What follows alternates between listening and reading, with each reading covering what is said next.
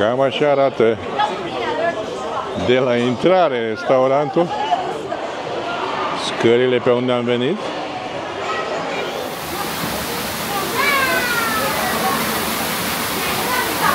Serie de lume care vor să meargă aici pe faleză. Bună dimineața din nou din Shanghai. Ia că după mai puțin de 4 luni am ajuns înapoi în Shanghai, China.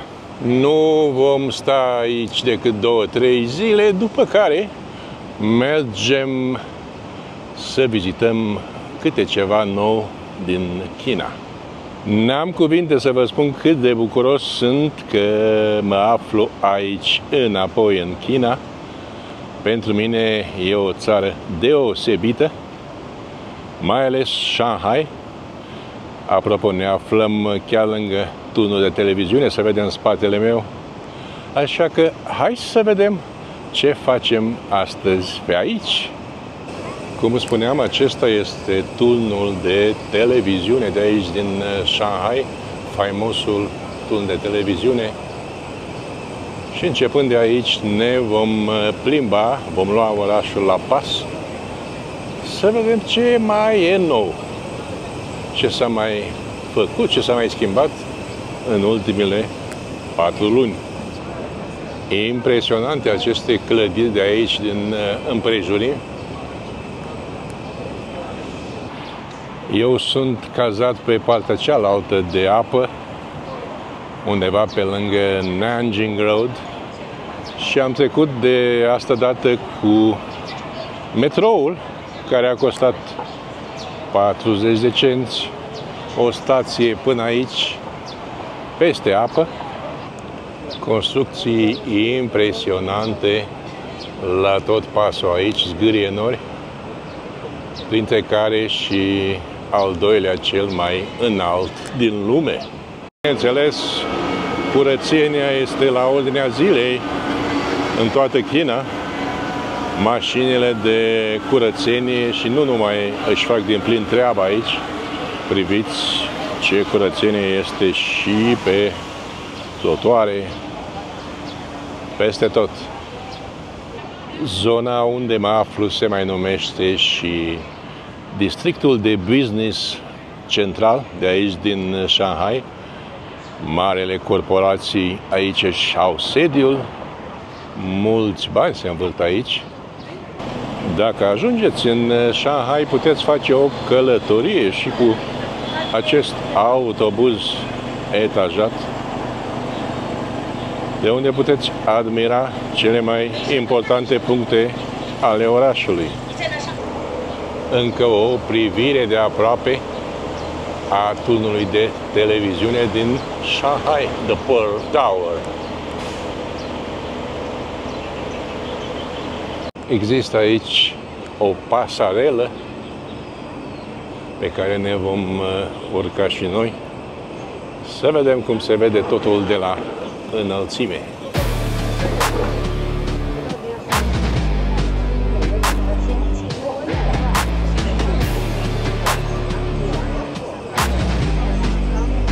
De aici de sus avem o priveliște minunată și tot de aici putem admira cel mai bine al doilea, cel mai înalt turn din lume, Shanghai Tower, cel din mijloc.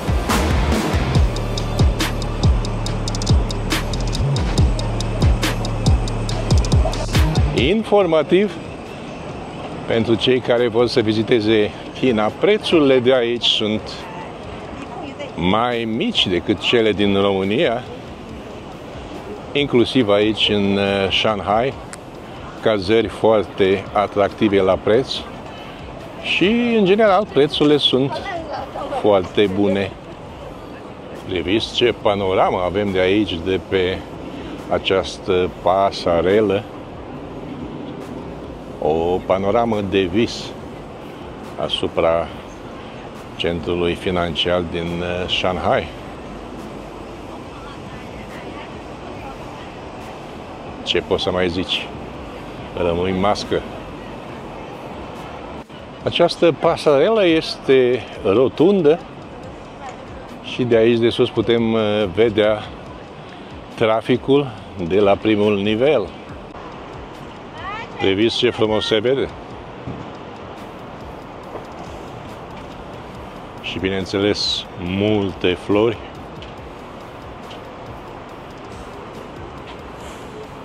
Bineînțeles că și aici găsim toate brandurile internaționale, inclusiv cele alimentare.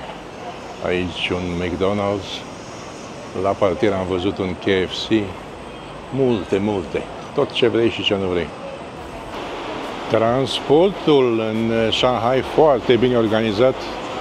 Aveți la dispoziție, în primul rând, metroul, care este foarte ieftin, foarte modern, autobuze, apoi toate mijloacele de transport sunt aici, în acest mare oraș, peste 20 de milioane de locuitori.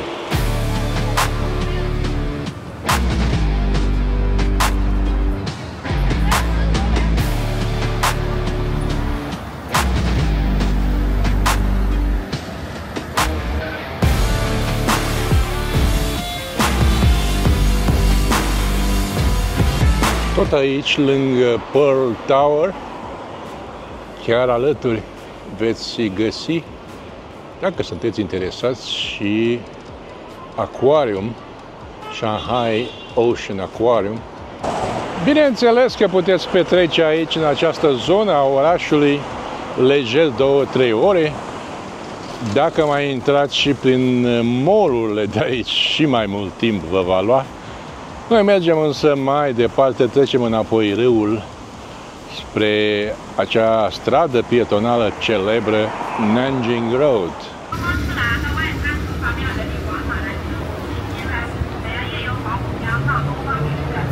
Ceea ce e de lăudat aici în China, spre deosebire de Japonia, aici găsești peste tot coșuri de gunoi, ca acestea, inclusiv pentru țigarete, pentru cei fumători, ceea ce este un lucru îmbucurător. Nu trebuie să stai ca în Japonia să umblu cu gunoi în sacoșă, în buzunar până acasă, că n-am coșuri de gunoi. Aici coșuri de gunoi peste tot. Hai să mergem să luăm metroul, o stație, să trecem pe partea cealaltă a râului. Ah, ce bine, aici e răcoare. Scanăm biletul, s-a deschis poarta și intrăm.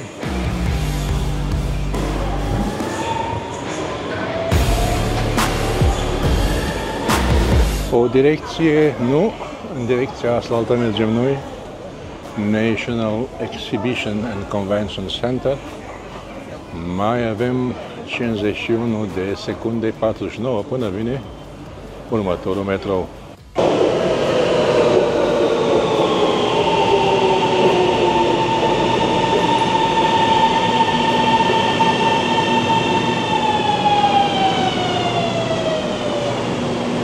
Se deschid porțile de protecție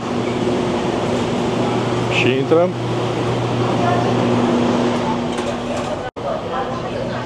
În metrou foarte lejer totul, după cum bine se vede.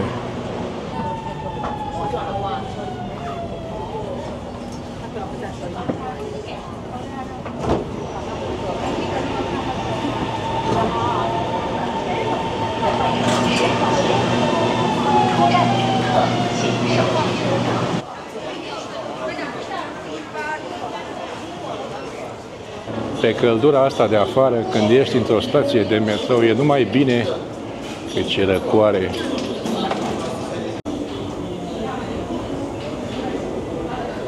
Și bine v-am găsit de aici, de pe East Nanjing Road, o arteră comercială foarte importantă aici în Shanghai.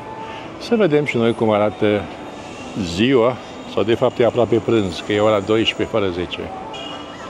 Foarte multă poliție peste tot, ceea ce e foarte bine, te simți 100% în siguranță aici.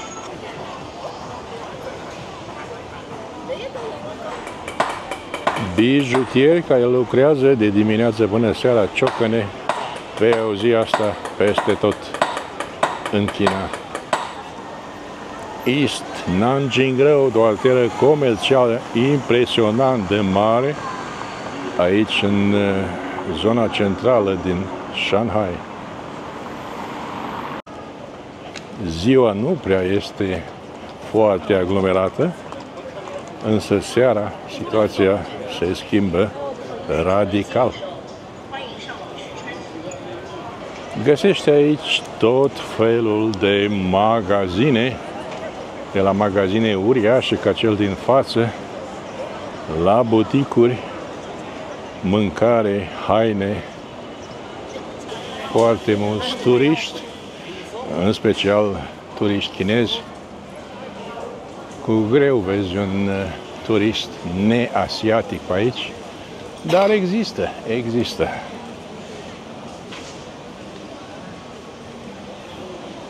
Din cauza căldurii foarte mari, aproximativ 32 de grade, cred că sunt acum, multă lume cu umbrele, după cum vedeți.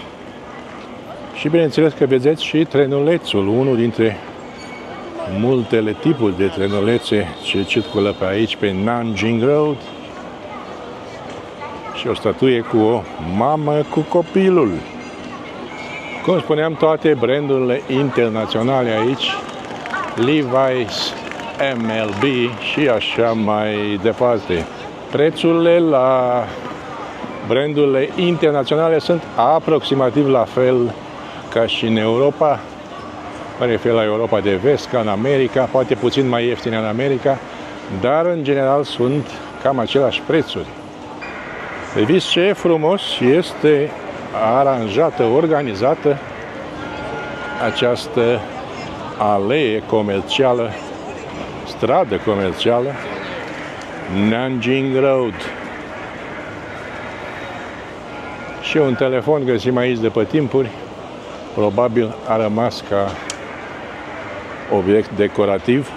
Iar pe stânga aici avem un magazin Apple uriaș. Priviți ce mare este. Iar pe dreapta rivalul de la Apple, tot un magazin uriaș, Samsung.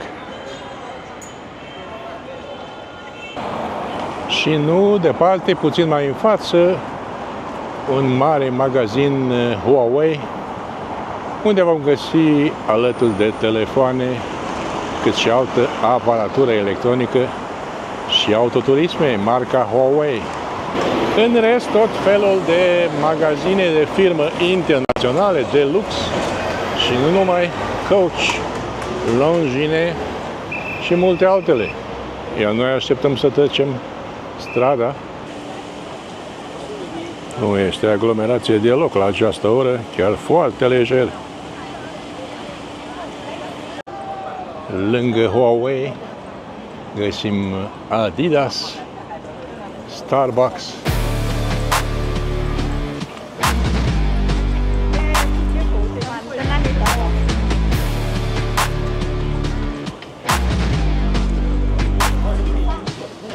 Ne-am băgat mai pe la umbră, căci bate soarele ăsta într-un stil nebunesc.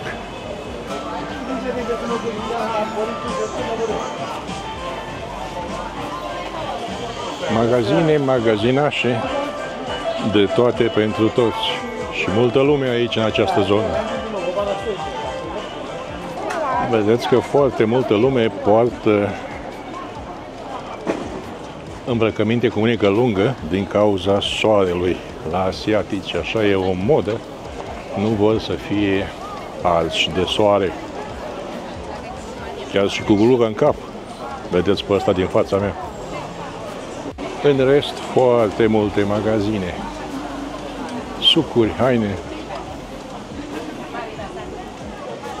Ce bine e pe la umbră.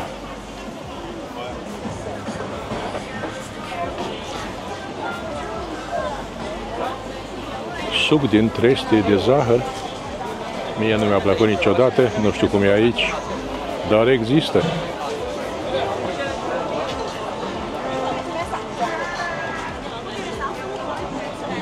Ajungem imediat la The Bund, dar până acolo vreau să vă arăt acest hotel istoric. Peace Hotel se numește. Cu siguranță e un hotel scump și ca poziție Peace Hotel. Și de aici, de la Peace Hotel, este o aruncătură de băți până la The Bund, peste stradă, acea zonă faimoasă de aici din Shanghai. Hai să încercăm să ajungem și noi până dincolo, pe faleze, să vedem cum arată ziua. Dacă ne uităm înapoi de unde am venit, priviți ce clădiri impunătoare, construcții vechi, care au fost cândva locuite de europeni.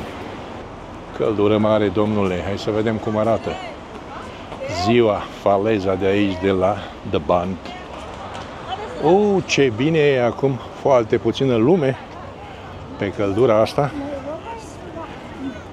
Dar priviți ce priveliște avem. Inclusiv 3 turiști neasiatici aici. Toată această faleză pe care o vedeți și în față, și mă întorc, și în spate, lată. Seara, dacă vii aici, nu ai loc unde să miști un ac, așa de multă lume este. Căci pe partea cealaltă este așa numitul The Bund. De acolo am venit, din centrul economic financiar, de unde am început acest vlog, de lângă turnul de televiziune de acolo. Și aceasta este priveliștea magnifică. Bineînțeles că există și vaporașe aici, care fac mini-croaziere. Foarte frumoasă această zonă de aici, din Shanghai. Curg apele pe mine foarte cald, așa că trebuie să mergem la hotel, să facem o pauză de vreo câteva ore până mai spre seară. Ce vreau să vă mai zic, dacă sunteți amatori de China, cea mai bună perioadă nu este acum, unde când mă aflu eu, ci probabil din aprilie-mai și apoi din sfârșitul septembrie până în noiembrie. Mai ales aici, în partea de centru sau mai nord a Chinei. Veniți atunci că e mult mai lejer, clima mai prietenoasă și nu muriți de cald ca mine. Așadar, stăm 5 minute la umbră aici să ne tragem sufletul, după care mergem la hotel un pic să ne răcorim și revenim să vedem cum e atmosfera pe seară aici, în Shanghai. Bună seara din nou din Shanghai! Căutăm acum acel restaurant și ne aflăm chiar aici, cred că este un mall care se numește New World Emporium, iar restaurantul se numește Number 3 Warehouse. Să vedem dacă avem vreo șansă. Am găsit aici o cabină telefonică, cred că e de muzeu sau probabil funcționează. Cine mai folosește cabine telefonice la ora aceasta, mai ales aici în Shanghai? Da, văd semnul acolo, Number 3 Warehouse. Hai să vedem care-i treaba. Cam așa arată de afară acest mall uriaș. Cred că are vreo 7-8 etaje. Până să intru în mall, vreau să vă arăt și aici acele autobuze etajate cu care puteți vizita Shanghaiul. Nu știu cât costă biletul, un loc pentru făcut fotografii aici. Și aici să căutăm intrarea. Unde este intrarea la mall? Cred că aici e o intrare. Hai să vedem cum e înăuntru.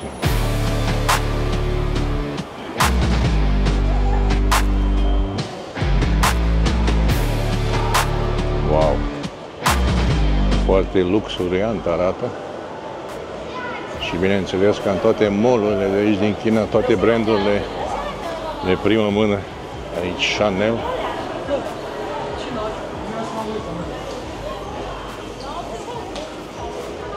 Aici să vedem unde sunt scări. Căci trebuie să urcăm la etajul 4. Aici.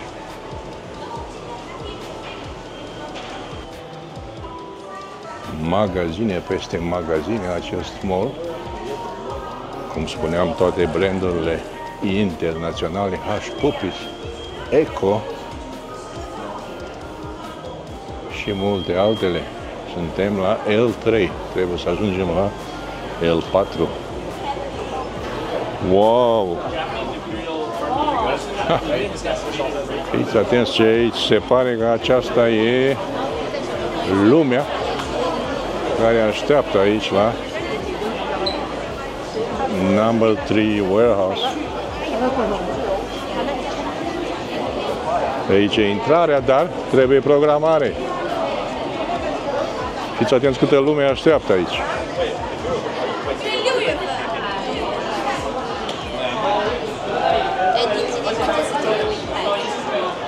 Și cam atât pot să vă arăt dinăuntru.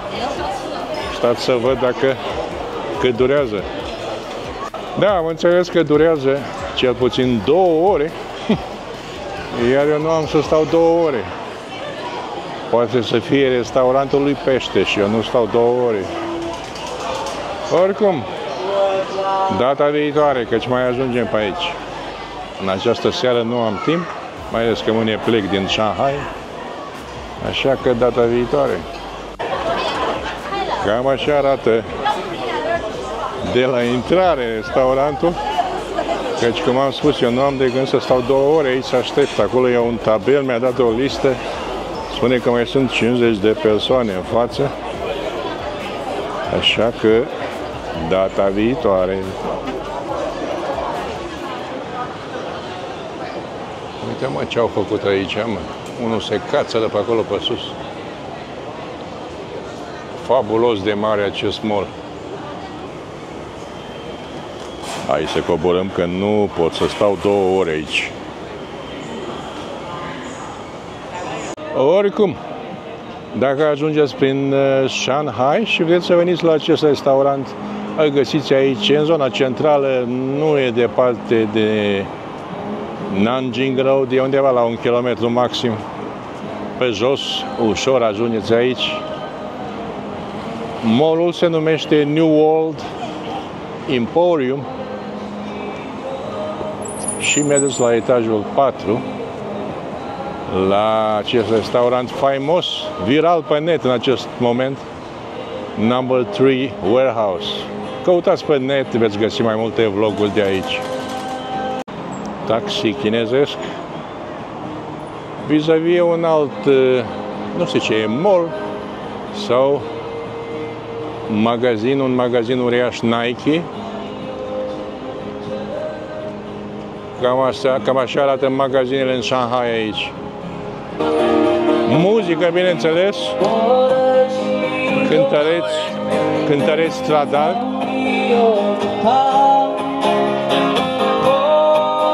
Muzică chinezească.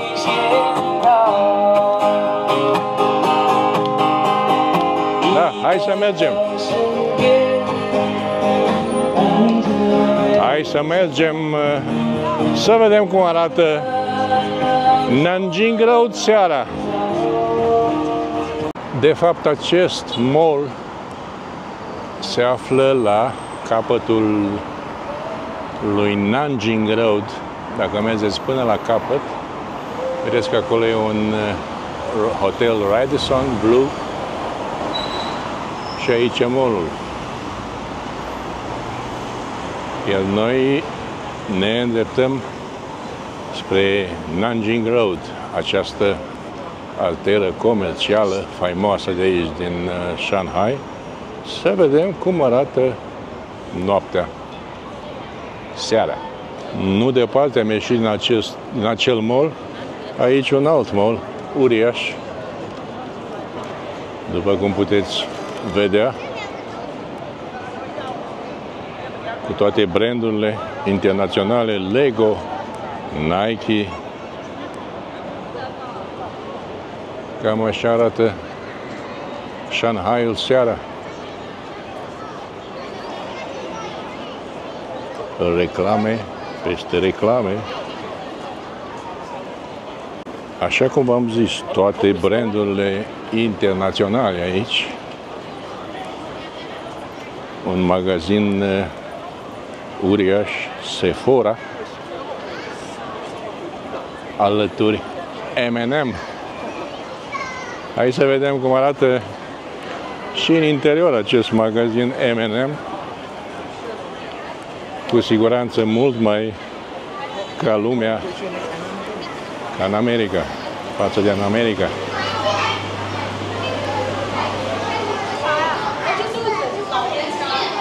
Să vedem câte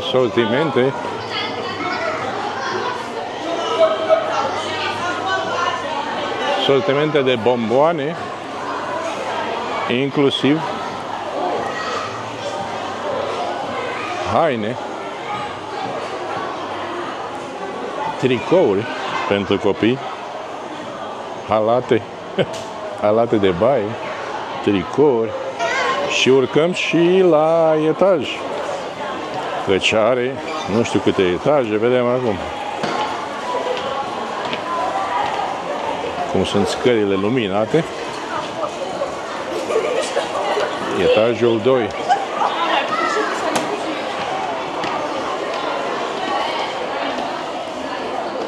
Multă lume, mult tineret.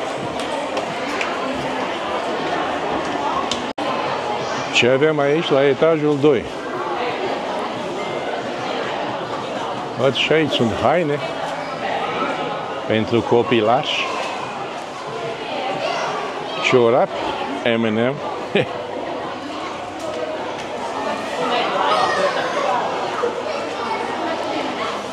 Niște sticluțe cu bomboane M&M.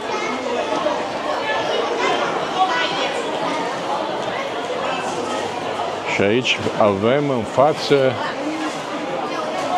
un sortiment uriaș de unde poți cumpăra. Poți mixa și cumpăra. Vedeți, toate sunt bomboane M&M. Tot acest perete.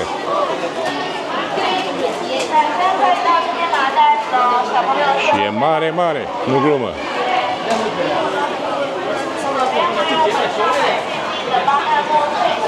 Fiți atenți câte sortimente.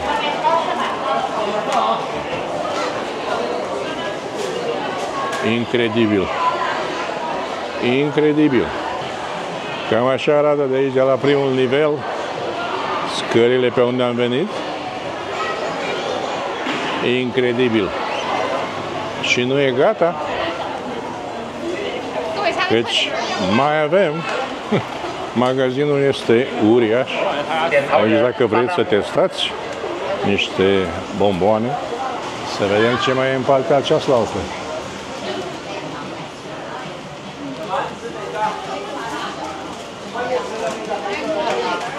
La fel. Bomboane, bomboane, bomboane.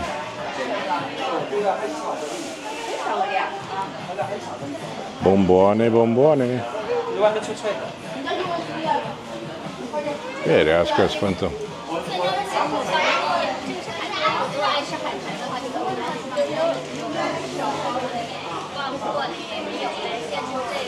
Fiți atenți cât de mare este acest magazin.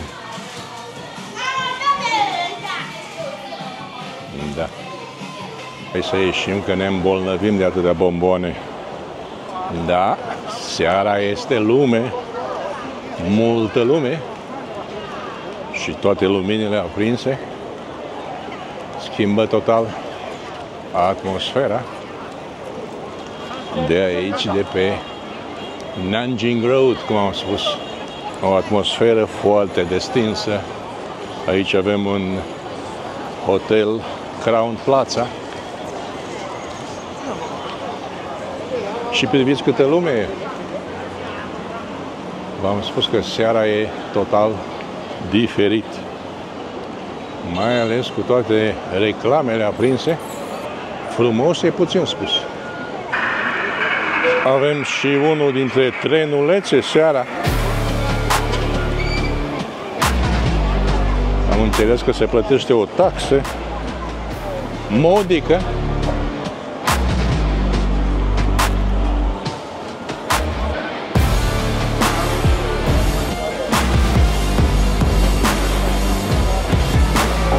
Și aici avem poliția mobilă. Și priviți câte lume e.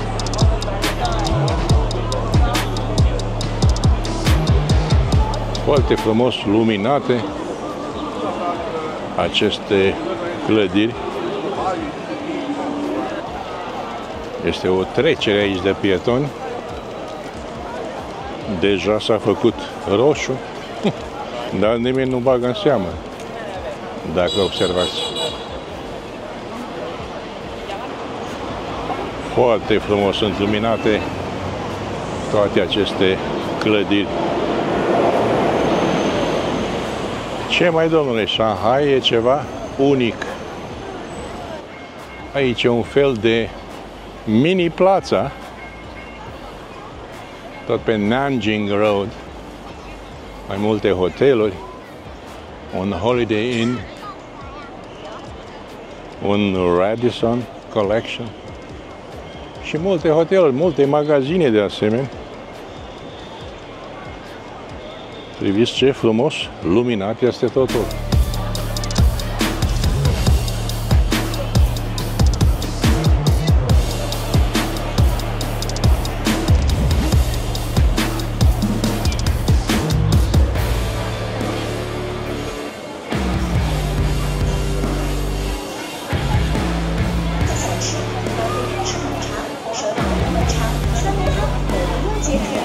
Și dacă o ținem tot așa înainte, încă vreo 15 minute, ajungem din nou la The Bund. Hai să vedem cum arată și seara. Peace Bird, un magazin, cred că e chinezesc sau corean, foarte renumit aici.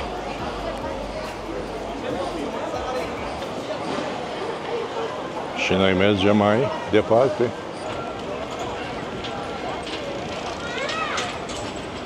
Trenulețuri peste trenulețuri.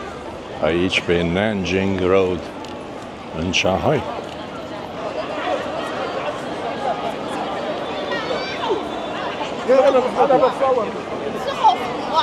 O mare de oameni. Ce e aici? O mare de oameni și lumini. Am ajuns la acel magazin uriaș Apple, pe stânga, care îl vedeți în imagine acum. Cam așa se vede seara și aici e Samsung-ul.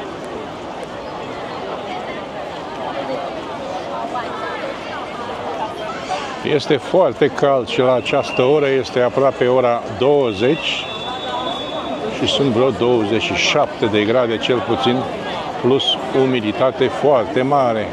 Puhoi de lume care trece, chiar aici unde avem cel mai mare Pop Mart, magazin din lume.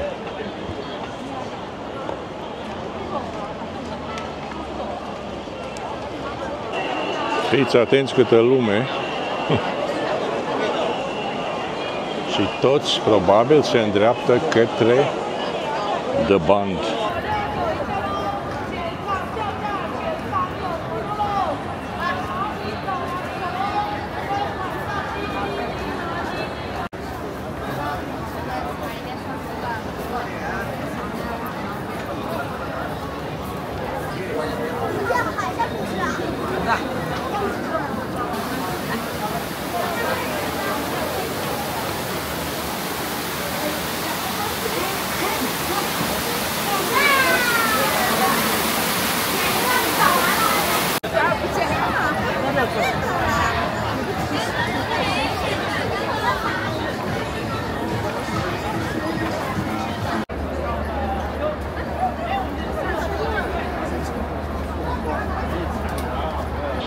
Și încet, încet am ajuns,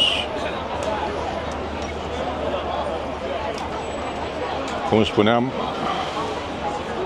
la The Bund. Dacă vedeți această trecere de pietoni, deja e roșu și lumea încă trece. Foarte multă lume. Vedeți aici pe acest stâlp, este verde pentru mașini, roșu pe marcajele luminoase de pe stradă. Și când se face verde, vom vedea cum se schimbă culoarea. În această zonă găsiți și aceste autobuze etajate cu care puteți vizita Shanghaiul. Și noi așteptăm să se facă verde. Să vedeți cum se schimbă culorile de pe stradă. Acestea care sunt roșu acum se vor face verzi. Și s-au făcut verzi. Iar aici pe stâlp apare pentru autovehicule roșu. Iar pe trecerea de pietoni, culoarea verde. Puzderie de lume care vor să meargă aici pe faleză. Hai să vedem și noi cum se vede în această seară. Minunate aceste clădiri vechi. Cum sunt luminate și seara.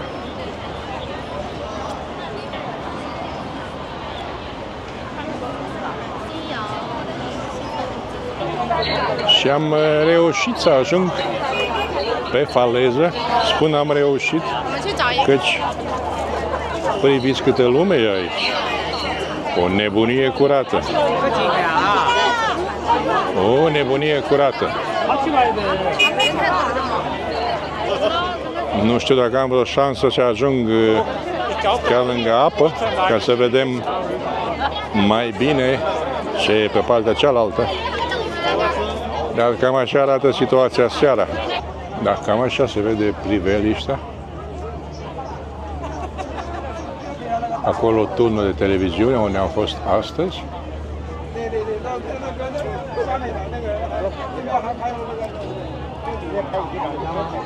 O priveliște de vis, zic eu.